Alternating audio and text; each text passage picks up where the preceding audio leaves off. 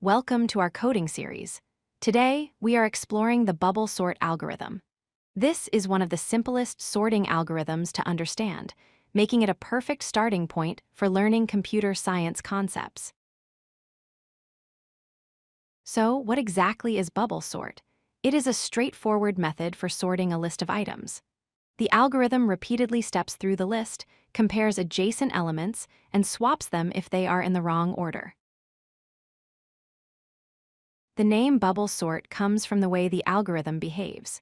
With each full pass through the list, the largest elements effectively bubble up to their correct position at the end of the list, much like air bubbles rising to the surface of water. Let's break down the process.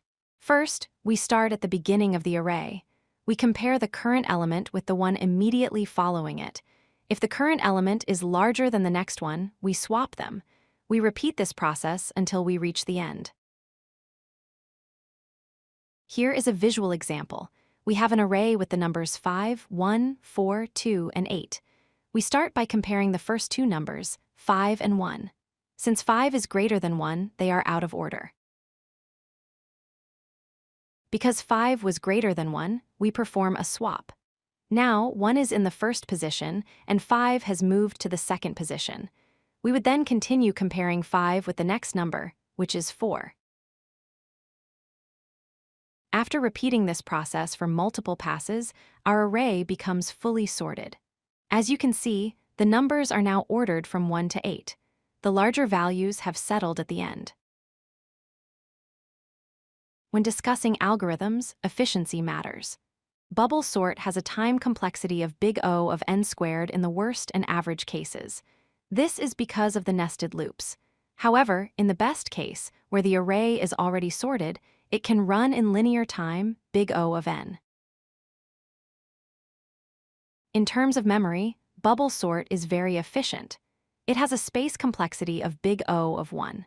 This means it requires a constant amount of extra memory space, regardless of the input size, as it is an in-place sorting algorithm. Here is how you might implement this in Python. We define a function that takes an array. We use two loops, an outer loop to control the passes and an inner loop to perform the comparisons and swaps. Notice how the inner loop range decreases each time as the end of the array gets sorted.